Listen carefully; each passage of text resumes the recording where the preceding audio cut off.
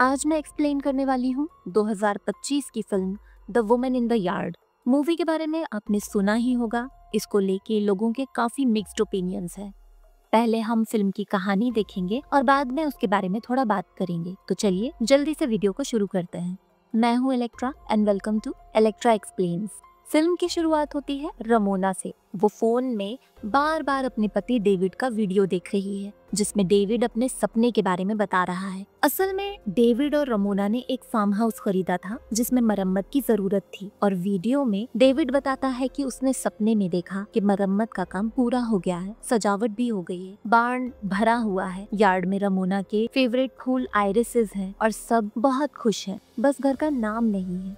जब ये वीडियो चल रहा है, साथ ही साथ घर की अभी की हालत भी दिखाई जा रही है। सूखे हुए फूल टेबल पे हैं, बहुत सारे लेटर्स हैं और एक अधूरी पेंटिंग है। घर में बड़ी बड़ी दरारें हैं। तभी रमोना का बेटा टेलर आके बताता है कि लाइट चली गई है, तो इलेक्ट्रिसिटी ऑफिस में कॉल करना है। हाल ही में रमोना और डेविड का एक्सीडेंट हुआ है, जिसमें डेविड की मौत हो गई और रमोना घायल हो गई थी, जिसकी वजह से वो बैसाखी पे है। घर की हालत बहुत बुरी है। डेली यूज का सामान तक खत्म हो रहा है और ये लोग फार्म हाउस में रहते हैं, जो शहर से बहुत दूर है, और दूसरे फार्म हाउस भी कम से कम 1-2 मील की दूरी पे हैं। रमोना बेड से उठते टाइम बार बार बोलती है, मुझे ताकत दो। फिर वो अपनी बेटी एनी के पास जाती है, जो अपने फेवरेट टॉय पेंगुइन को कहानी पढ़ के सुना रही है, और वो कहानी में जो भी बुरे पार्ट्स हैं, यानी कि स्केरी पार्ट्स हैं, उनको बदल के अच्छा बना के सुना रही है। अब इस कंडीशन में घर की पूरी जिम्मेदारी टेलर पे है। मुर्गियों को दाना डालना, अंडे उठा के लाना, उनके कुत्ते चार्ली को खाना देना, खाना बनाना,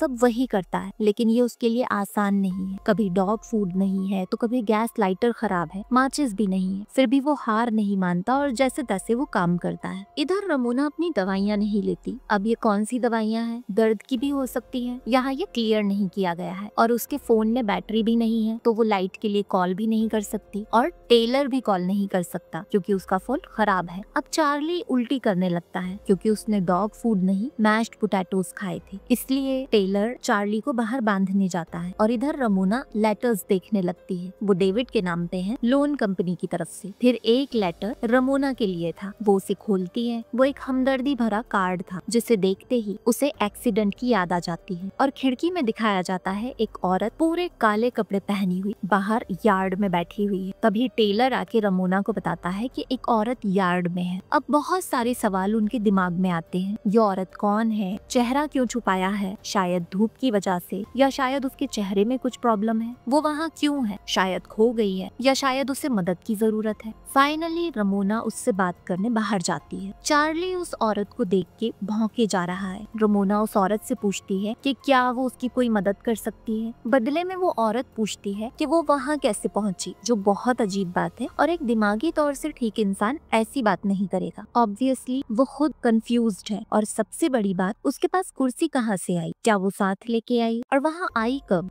अभी ये औरत रमोना से उसका नाम पूछती है, वो बता देती है, और फिर रमोना उससे पूछती है कि उसे क्या चाहिए। वो औरत बोलती है कि कुछ नहीं, वो बिल्कुल ठीक है। तो रमोना उससे उसकी प्रॉपर्टी से जाने को बोलती है, लेकिन वो औरत अजीब सी बातें करने लगती है, जैसे कि क्या कभी तुमने सोचा है कि कोई और स्ट्रॉन्ग होता और तुम बस गायब हो सकती। अब इस पॉइंट पे ना रमोना को ऐसा लगने लगता है कि इस औरत के साथ कुछ तो गड़बड़ है, क्योंकि वो कुछ भी बोले जा रही है। तो हो सकता है कि ये औरत पागल है। तो वो उसे डराने के लिए बोल देती है कि मेरा हस्बैंड आने वाला है, तो तुम जल्दी से यहाँ से चली जाओ। और वो औरत बोलती है कि तुम्हारा हस्बैंड नहीं आने वाला। ये बात रमोना को चौंका देती है। वो औरत बोलती है कि रमोना की टूटी हुई टांग और वहाँ खड़ी टूटी गाड़ी देख के समझ आ रहा है कि रमोना लकी थी, लेकिन उसका हस्बैंड नहीं था। वो औरत बच्चों को देख के बोलती है कि तुम्हारे बच्चे बड़े प्यारे हैं, पके हुए, खाने लायक। अब ये सुनते ही रमोना बहुत डर जाती है और उसको पुलिस की धमकी देती है, लेकिन वो औरत डरती नहीं है, उल्टा बोलती है, आज ही वो दिन है रमोना, तुमने बुलाया और मैं आ गई। और उसे अपने हाथ दिखाती है, हाथों में खून था। ये देख के रमोना बहुत ज्यादा डर जाती है, क्योंकि ये जो कोई भी है, ये सिर्फ पागल नहीं है बल्कि खतरनाक भी है। रमोना जल्दी से गराज की तरफ जाती है और वो देखती है कि उसकी मुर्गियां मरी पड़ी हैं, तो मतलब उस औरत के हाथों में खून मुर्गियों का है। लेकिन जब रमोना घर से बाहर निकली थी, चार्ली भौंक रहा था और मुर्गियां भी जिंदा थी। तो उस औरत ने रमोना से बात करते करते बिना मुर्गियों के पास जाए उन्हें कैसे मार दिया।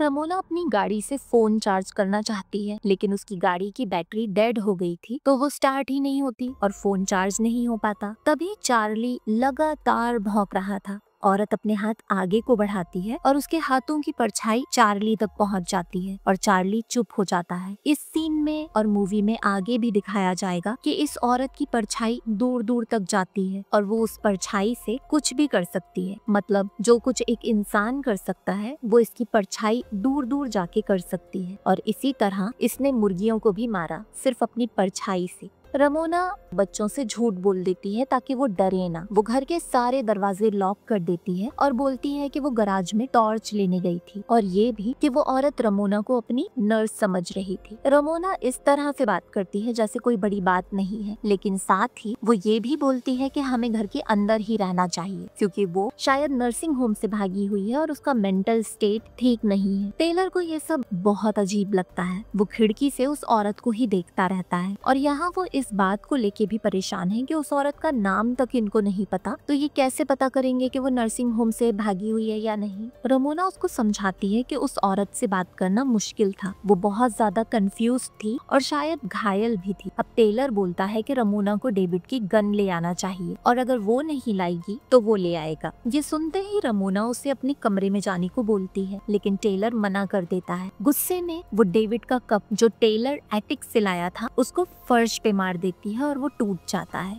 यहाँ ऐसा फील होता है जैसे रमोना का हर चीज से लगाव खत्म हो चुका है, यहाँ तक कि अपने बच्चों से भी। खैर, अभी टेलर अपने कमरे में चला जाता है और वो खिड़की के सामने बैठ के उस औरत को ही देखने लगता है। रमोना कप के टुकड़े साफ करती है और टेलर से आके बोलती है कि जैसे ही लाइट आएगी मैं कॉल करके इस औरत को यहाँ से हटवा दूंगी, लेकिन तब तक दरवाजे लॉक्ड रहेंगे और हम उस औरत पे नजर रखेंगे। इतने में एनी आके बोलती है कि वो औरत पास आ गई है। टेलर हैरान रह जाता है कि कुछ सेकंड्स के लिए उसने नजर हटाई और वो औरत पास आ गई। उसकी परछाई भी आगे बढ़ती है और एक्सीडेंट वाली कार तक पहुंच जाती है और उस परछाई की वजह से कार दब जाती है, जैसे बहुत भारी कोई चीज उस पे रख दी गई हो। अब रमोना अपने पैर पे लगे टांकों को देख रही होती है। तभी उसे ऐसा लगता है जैसे एक धागा वो निकाल रही है और वो निकलता ही जा रहा है, लेकिन ये सब बस उसके दिमाग का खेल था, ऐसा कुछ भी नहीं हो रहा था। इसी टाइम टेलर बैठे बैठे सो गया है और एनी लिख रही है। वो जब लिख के रमोना को दिखाती है तो एनी ने आर को उल्टा लिखा था, जो कोई बड़ी बात नहीं है, छोटे बच्चे अल्फाबेट्स उल्टा लिख देते हैं। रमोना उसे लिख के दिखाती है और आर पे वो ड्राइंग बनाने लगती है। तभी पता चलता है कि रमोना एक आर्टिस्ट है और बहुत टाइम से उसने पेंटिंग नहीं की। वो एनी को बताती है कि वो वापस पेंटिंग करेगी जब कोई सुंदर पिक्चर उसके दिमाग में आएगी। इस बात से हमें रमोना की मेंटल स्टेट का पता चलता है कि उसके दिमाग में कुछ अच्छा नहीं आ रहा है। अब रमोना चार्ली को लेने बाहर जाती है, लेकिन चार्ली वहाँ नहीं था और जिस चेन से वो बंधा हुआ था वो भी जमीन में धंसी हुई थी। रमोना चेन को खींचना शुरू करती है, चेन जमीन से निकलती है और आगे से टूटी हुई थी और चार्ली उसमें बंधा नहीं था। टेलर की आंख खुलती है और वो देखता है कि रमोना के जूतों पे मिट्टी लगी है और फर्श पे भी जूते का निशान है, जिसका मतलब है रमोना अभी बाहर से आई है। लेकिन वो टेलर को कुछ नहीं बताती और यहाँ रमोना ने काउच के आर्म रेस्ट में चाकू छुपा रखा है, शायद उस औरत की वजह से। अगर वो घर में घुस आई तो सेल्फ डिफेंस के लिए। टेलर बोलता है कि हम पड़ोस वाले फार्म हाउस तक ड्राइव करके जा सकते हैं और वहाँ से कॉल कर सकते हैं। रमोना ये नहीं बताती कि गाड़ी तो स्टार्ट ही नहीं हो रही, बल्कि वो ये बोल देती है कि वो उसके पैर की वजह से ड्राइव नहीं कर सकती और ना ही वो टेलर को ड्राइव करने देगी। टेलर बोलता है कि वो पैदल चला जाएगा, लेकिन रमोना ने इसके लिए भी मना कर दिया। टेलर रमोना को धीरे से बिच बोलता है, जो रमोना सुन लेती है। पूछने पे टेलर बोलता है कि उसने ये बोला कि वो ऐसा एक्ट कर रही है नहीं, और रबर बॉल को दीवार पे मारने लगता है। रमोना बहुत गुस्से में है और वो चाकू को छूती है, लेकिन फिर अपने आप को कंट्रोल करके वो बॉल खिड़की से बाहर फेंक देती है और एनी पे चिल्लाने लगती है कि बार बार बताने पे भी वो आर को उल्टा लिख रही है। लेकिन थोड़ी देर बाद वो एनी से माफी मांगती है, उसे गले लगाती है। ये टेलर को बहुत बुरा लगता है क्योंकि रमोना ने टेलर से माफी नहीं मांगी। रमोना अपने आप को आईने में देखती है और वो अपने आप को एनी की पीठ में चाकू मारते हुए देखती है, लेकिन उसके हाथ में एनी नहीं तकिया था जो उसके हाथ से गिर जाता है। टेलर ये देखता है और हक्का बक्का रह जाता है। तभी एनी के चिल्लाने की आवाज आती है। उसके पैर में टूटे हुए कप का टुकड़ा घुस गया है। रमोना एनी को लेके अपने कमरे में जाती है पट्टी करने के लिए और टेलर से उस औरत पे नजर रखने को बोल जाती है। लेकिन टेलर मौके का फायदा उठाकर गाड़ी की चाबी और एक रॉड लेके बाहर चला जाता है। यहाँ एक पेंटिंग दिखाई देती है जो शायद रमोना ने बनाई है और वो काफी हद तक इस औरत जैसी लग रही है। और अगर आपको याद हो, उसने शुरू में बोला था कि तुमने बुलाया और मैं आ गई, तो क्या रमोना इस औरत को जानती है और कोई राज छुपा रही है?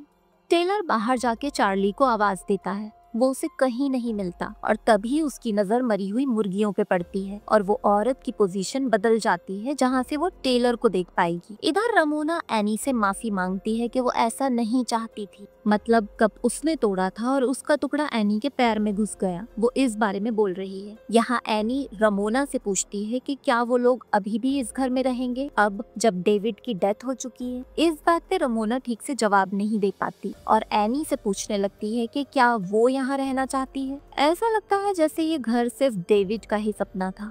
टेलर उस औरत पे नजर रखते हुए गराज में जाता है और अब उसे पता चलता है कि गाड़ी तो स्टार्ट ही नहीं हो रही है और तभी वो औरत अपनी कुर्सी से गायब हो जाती है। टेलर देखता है एक साया एक्सीडेंट वाली गाड़ी के ऊपर आ रहा है और उसका कवर हट जाता है और तभी उसे वो वहाँ रखे आईने में दिखती है और पलटते ही वो गायब हो जाती है। अब उसे गराज के बाहर परछाई दिखती है और वो रॉड से हमला कर देता है, लेकिन वो रमोना होती है और वो पीछे हट जाती है जिसकी वजह से वो बच जाती है और वो औरत अभी भी कुर्सी पे ही बैठी है। अब घर के अंदर टेलर रमोना पे बहुत गुस्सा करता है कि उसे पहले से पता था कि गाड़ी नहीं चल रही है और उसने बार बार बोला कि सब ठीक है। और अब ना टेलर को लग रहा है कि रमोना शायद इस औरत को भी जानती है और कुछ छुपा रही है। उसे ये भी लगता है कि चार्ली मर चुका है। यहाँ अजीब बात यह है कि रमोना उस औरत को जानती है, इस बात से इनकार नहीं करती। वो बस ये बोलती है कि मैं तुम लोगों को बचाने की कोशिश कर रही थी। तभी टेलर बोलता है कि हम लोग तुम पे भरोसा क्यों करें और एनी से बोलता है कि ये पागल लोगों वाली दवाई खाती है।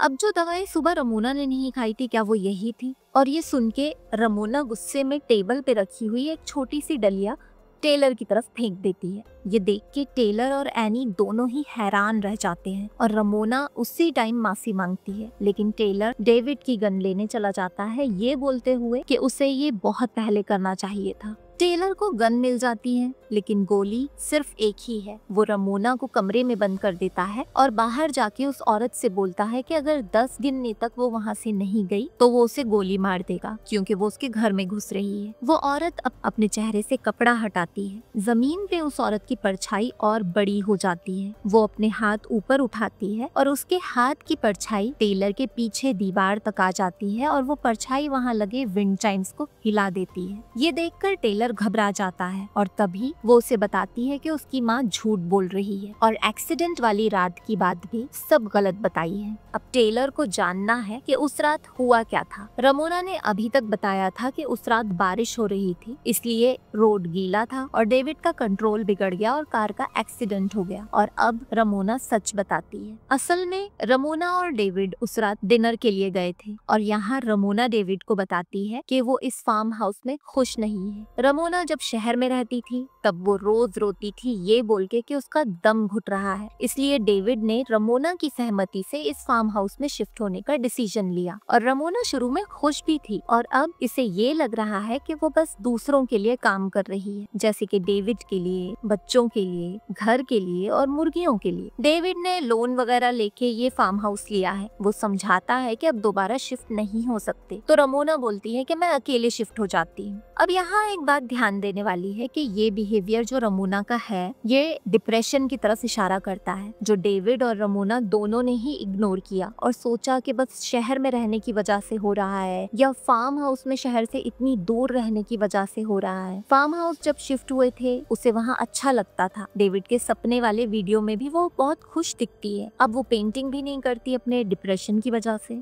डेविड रमोना को समझाने की कोशिश करता है कि हम मिलके सब ठीक कर लेंगे, लेकिन रमोना इस बात पे टिकी रहती है कि ये ठीक नहीं हो सकता और बाहर जाके गाड़ी में बैठ जाती है। और जब वो गाड़ी चला रही थी तब यही औरत उसे रियर व्यू मिरर में दिखी थी, पहले दूर और फिर कार की बैक सीट में, और तभी एक्सीडेंट हो जाता है। लेकिन उसने ये झूठ बोल दिया कि डेविड गाड़ी चला रहा था। इधर उस औरत की परछाई घर के अंदर आ जाती है। घर का सारा सामान वो परछाई गिराने लगती है। टेलर खिड़की के पर्दे गिरा देता है जिसकी वजह से वो रुक जाती है। रमोना बोलती है कि हमें बिल्कुल अंधेरे अंधेरी जगह जाना होगा और वो तीनों एटिक में चले जाते हैं। लेकिन अब वो औरत वहाँ आ जाती है। रमोना उसको गोल्फ क्लब से मारने की कोशिश करती है, लेकिन रमोना खुद परछाई बन जाती है और वो औरत लंगड़ाते हुए एनी के पास आने लगती है, ठीक जैसे रमोना चलती है, और एनी को लेके गायब हो जाती है। उसके जाते ही रमोना आती है। टेलर ये सब देख के बहुत डर जाता है। अब रमोना और टेलर दोनों नीचे जाते हैं और तिजोरी से टॉर्च की रोशनी आ रही है जो एनी के पास था। ये तिजोरी वही है जिसमें से टेलर ने डेविड की गन निकाली थी। वो खुली हुई है और अंदर एक रास्ता जैसा दिख रहा है। रमोना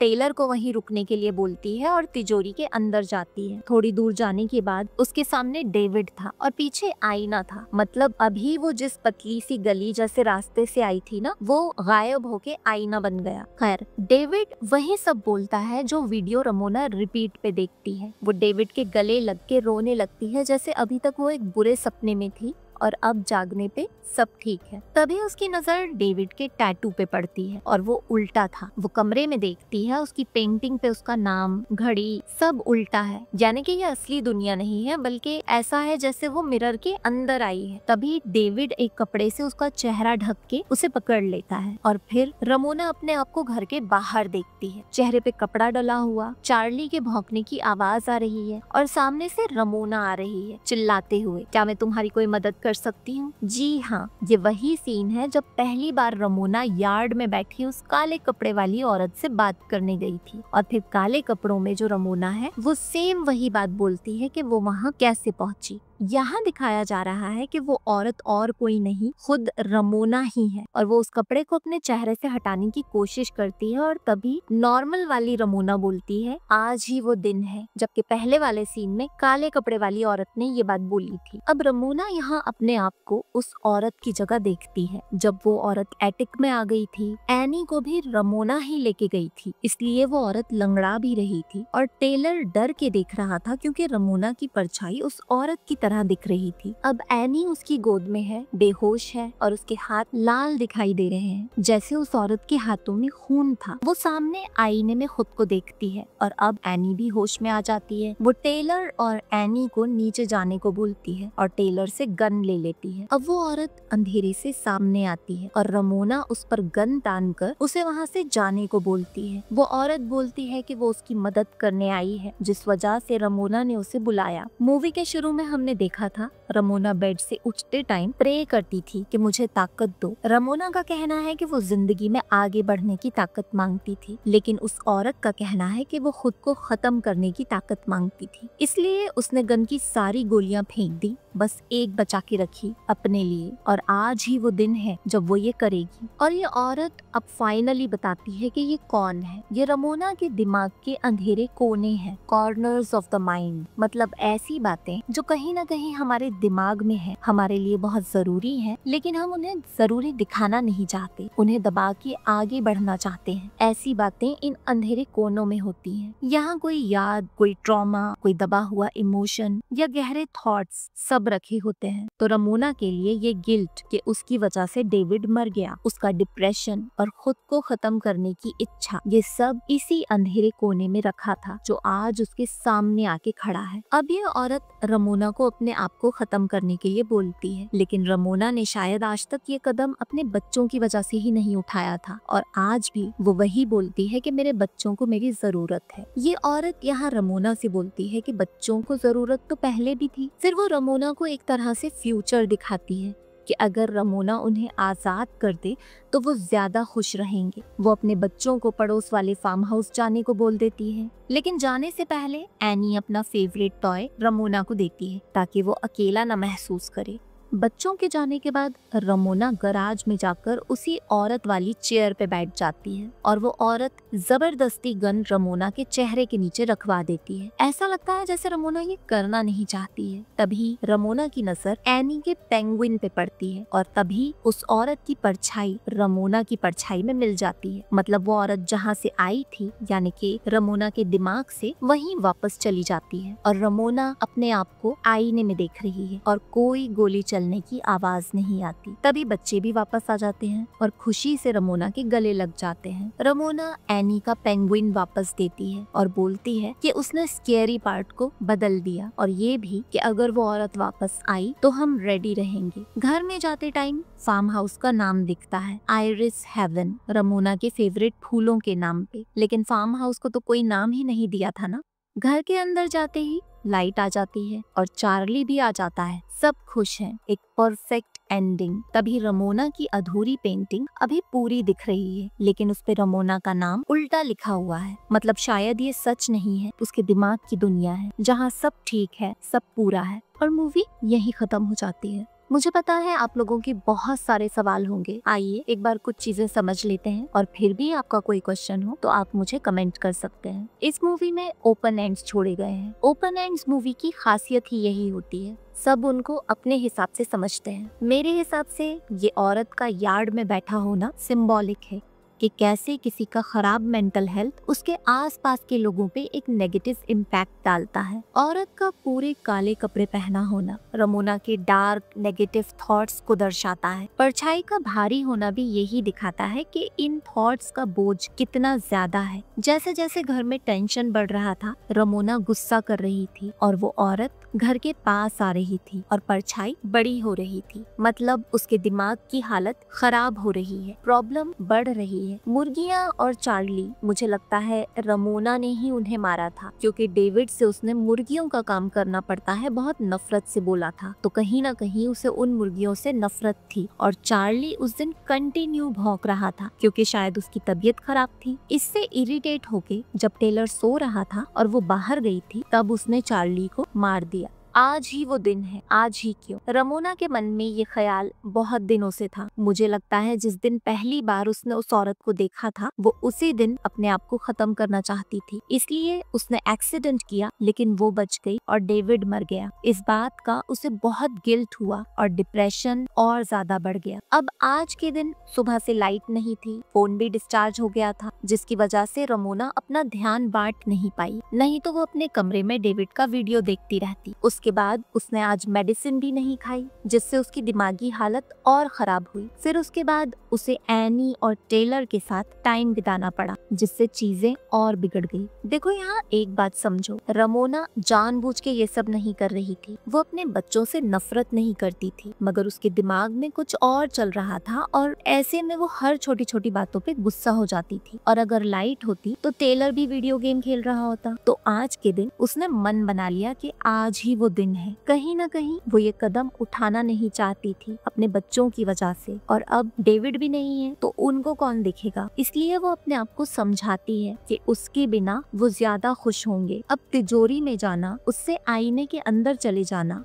और वहाँ डेविड का होना, सब कहीं ना कहीं उसके दिमाग के अंधेरे कोनों में था। क्योंकि एक्सीडेंट वाली रात जब रमोना बाहर गाड़ी में बैठ जाती है, थिएटर में एक मूवी लगी थी 1958 की the mirror has two sides, और इसमें डबल आर एक दूसरे के मिरर इमेज थे। जब ये वहाँ अकेले बैठ के डेविड का वेट कर रही थी, तब ये उसने देखा होगा और इसीलिए उसने मिरर के अंदर जाना इमेजिन किया और वहाँ उसकी अलग दुनिया है जहाँ वो खुश है। और तिजोरी ही एक रास्ता है, तिजोरी से होके ही वो उस दुनिया तक पहुंचेगी, क्योंकि वहाँ गन रखी थी और गन में एक गोली थी उसके लिए। ये सब बहुत सिंबॉलिक है और डेविड को उसने वही बोलते हुए देखा जो रोज वो वीडियो में देखती थी। तो यहाँ तक तो सब क्लियर होगा मुझे लगता है। अब आते हैं एंड पे। यहाँ दो एंडिंग्स हैं। एक है हैप्पी एंडिंग कि एंड में सब ठीक हो जाता है, रमोना जिंदा है और चार्ली शायद मरा ही नहीं था, क्योंकि ऐसा कुछ दिखाया ही नहीं मूवी में। और रही बात उल्टे नाम की, तो पेंटिंग पे रमोना ने खुद ही उल्टा नाम लिखा होगा। दूसरी एंडिंग में रमोना वो कर लेती है जो वो करना चाहती थी, इसलिए उस औरत की परछाई गायब हो जाती है क्योंकि उसका काम खत्म हो गया और शायद उसने अपने बच्चों को भी नहीं छोड़ा। एक सीन में जब वो एनी को लेके जाती है और उसके हाथों पे खून होता है और टेलर के लिए भी वो चाकू निकालने वाली थी, तो हो सकता है उसने उन्हें भी मार दिया और उसके बाद उन्हें जिंदा इमेजिन कर रही हो, क्योंकि मूवी रियलिटी और इमेजिनेशन में स्विच करती रहती है और इसीलिए दोनों बच्चे भी एंड में उसकी दिमाग की दुनिया में आ जाते हैं और चार्ली भी आ जाता है।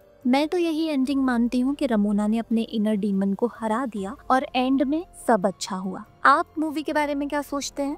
कमेंट में जरूर बताइए। वीडियो अच्छा लगा तो एक लाइक जरूर कर दीजिए और इसी तरह के वीडियोस के लिए चैनल को प्लीज सब्सक्राइब कर लीजिए। जल्दी मिलेंगे नेक्स्ट वीडियो में।